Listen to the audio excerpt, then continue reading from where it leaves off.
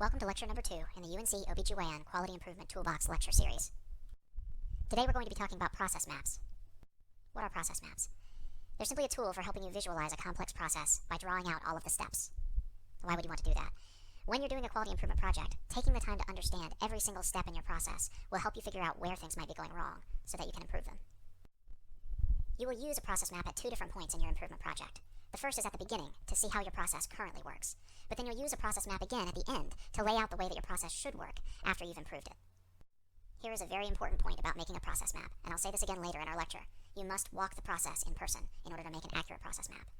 You can create a first draft from memory and brainstorming with your team early in the project, but when you physically walk through the process in the location where it happens and talk to the people involved, you almost always find that it doesn't quite work the way you thought it did. And without taking the time to do this, you may miss important steps that could be targets for improvement, or you may find that certain steps that you thought happened either don't, or happen in a very different place or a different time than you thought they did. Let's take a look at a sample process we're all familiar with and build a very basic process map for it. Making breakfast. We start with our inputs, our ingredients, our plates, utensils, cookware. The process itself is going to be making breakfast, and then our outputs are going to be our finished ingredients. Making breakfast consists of 3 major steps: preparing our ingredients, cooking our ingredients, and serving those ingredients. But you can break down each one of those steps into sub-steps with more detail. We cook our bacon, then we cook our eggs, then we toast our bread, then we fry our potatoes. Then we want to delve even deeper, for instance, into cooking our eggs, and we can delineate individual detailed steps that make that process happen. We heat our pan, we pour our egg mixture in, stir it, add some pepper, and remove the cooked eggs. And each one of those cooking steps could be broken down into further sub-steps like that. When we're done, we have a very detailed map of how to make breakfast by looking at each individual steps that makes the process happen. This kind of rudimentary process mapping is okay for some very simple processes, like making breakfast, but it doesn't always work for all the different kinds of complex healthcare processes that we're going to be talking about. There are many different methods for process mapping out there. Some of them are specifically suited for manufacturing settings, some for IT or programming, some of them for organizational structure mapping. They all have one thing in common, and they each have specific symbols, and those symbols have particular meanings within the process map. Some simple methods use just a few symbols, like those you see below: squares, arrows, diamonds, circles, to delineate very basic kinds of steps. Others are much more complex, using many different symbols and colors, each of them having a very unique and specific meaning. Those kind of complex process mapping methods can take a long time to learn, and honestly, they're probably a lot more complex than what we need for the kinds of processes we're going to be studying. Many healthcare processes center around clinical assessments, each of which take into account a variety of data and result in one or more clinical actions. Now, you can adapt just about any kind of process mapping method to healthcare processes, and if you have a very simple process that you're studying, the basic linear form of process mapping that we saw with making breakfast might work for you. But I want to spend the rest of this lecture talking about a process mapping method that I helped to develop specifically for healthcare process mapping, and which can help you delineate the complex decisions and assessments that happen in clinical processes. We call this method GAP process mapping, for the 3 different types of symbols that compose it. We wanted to keep this method as simple as possible so that it would be easy to remember. So there are only 3 different symbols that we use in GAP process mapping, and they correspond to the 3 basic types of action that you take in a clinical process. You gather clinical data in order to assess the clinical situation, and then you perform an indicated action. As you can see, the 3 different symbols correspond to a part of the letter from which they're drawn, and that should also help make it easier to remember what those symbols stand for. So let's look at a sample clinical process that we're all familiar with and build a process map for it. The management of labor and delivery on L&D is a complex web of many different processes, so we're going to focus on one particular part of that overall web of processes, that of evaluating a pregnant patient in triage for admission to labor and delivery. So let's look at how to build the L&D triage evaluation process map. Many clinical processes focus on an assessment of some kind. Therefore, it's helpful to start your process map with an assess step, which is your central clinical question. So we're going to start by naming our assess step that's at the core of our clinical question.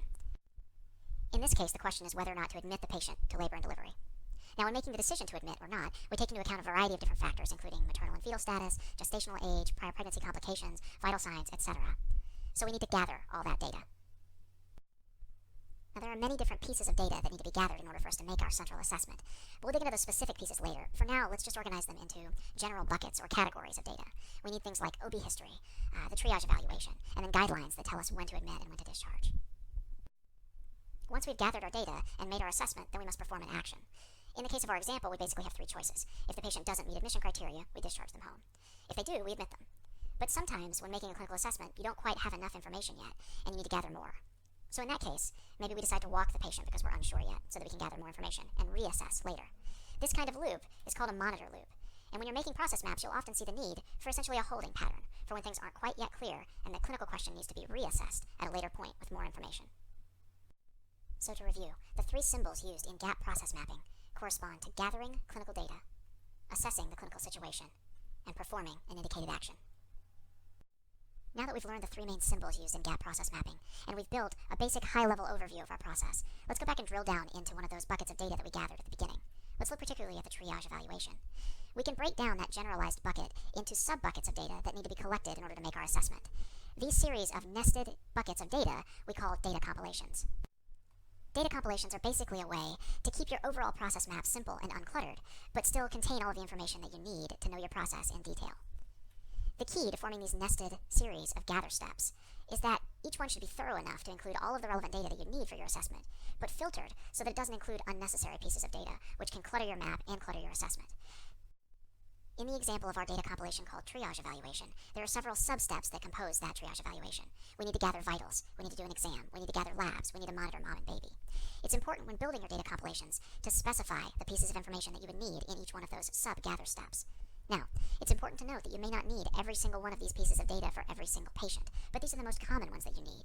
And you can assume at least a basic clinical knowledge when you're making your process map. For instance, you know that you don't need a HELP panel and a UPSC for every single triage patient, but with a little bit of basic clinical knowledge, you know that you need those things for someone with an elevated blood pressure. Gather steps which are particularly complex or which are particularly critical to your process should be further broken down, in addition to just what data should be gathered. You can do that with what's called a gather in detail table, which delineates specific roles and responsibilities without cluttering up your main process map. It serves almost as an appendix for that particular gather step, separate from the main map, which provides detail when you want to drill down into the finest level of that step. Here is an example gather in detail table for our triage evaluation gather step. The first thing we want to do is delineate roles and responsibilities. Who is responsible for gathering what data? For instance, the physician is responsible for performing the exam, as well as interpreting the vitals, labs, and monitoring. The nurse, on the other hand, is responsible for gathering the vitals and the labs, as well as initiating the monitoring on the patient. Next, we need to fill in the specific pieces of data that we need to collect. I filled in some examples of important pieces of information to gather during a triage evaluation here. In your own process map, you'd want to take the time to be thorough and delineate all of the different pieces of information to be gathered here. It's important when filling out this table to also cite reference or normal ranges for these pieces of data, so that you can make sure everyone's on the same page about how to interpret that data, as well as to specify where that data can be found, so that everyone is clear. You can use a similar in-detail table to drill down into any assess or perform step in your process map. Let's look at an example of drilling down into our admission step. For example, you could break down our admit task like this. This perform in detail table groups the many different subtasks that need to happen to admit the patient by their overarching goal. With admitting a patient, for instance, the two separate goals are both to document the admission and then also to take the actions needed to get the patient into the hospital. So as I've documented these subtasks in this table, you'll note that I specified which particular care provider performs each one of the roles, and where any data that they might need to perform that subtask comes from. It's important to delineate who should be performing each one of the subtasks as part of a perform step, because then you make sure that all of the necessary components of the perform step are assigned to someone and they don't get dropped. Let's look at another example of a process map that was built for the MICU ventilator-associated pneumonia project that I mentioned in lecture number 1. This process starts by performing the action of intubating the patient. But then there are two central assess steps that must happen. One is assessing whether the patient is ready to extubate. The other is assessing whether or not the patient has pneumonia. Let's look at the bottom assess step first. You must gather a bucket of data to determine whether the patient's ready to extubate, and the team called that bucket of data their ventilator bundle. It's not important what goes into that right now, but just know that it's a data compilation like we saw in our prior example. Once making that assessment, if the patient's ready to extubate, great, you perform the step of extubating. But if the patient is not ready to extubate yet, then you'll see one of these monitor loops that we talked about, where the patient needs to be reassessed at a later date, and in the meantime, we're going to perform an action of optimizing that ventilator bundle. With our other assess step, assessing whether the patient has a pneumonia, there's another set of data that must be gathered for that, and they called that their lower respiratory infection, or LRI bundle. And again, it's not important what specific pieces of data went into that, only that it is a data compilation, which they further broke down into sub-buckets so that they could know what data to gather. If in assessing the patient it seemed unlikely that the patient had developed a pneumonia, again you see a monitor loop, where they would then continue to reassess the patient for signs of pneumonia while the patient was intubated. If it did seem likely that the patient was developing pneumonia, then you would perform the step of beginning the patient on empiric therapy. But there would be a simultaneous step that would also happen, which would be gathering some more information, specifically gathering data about cultures from a bronchoalveolar lavage.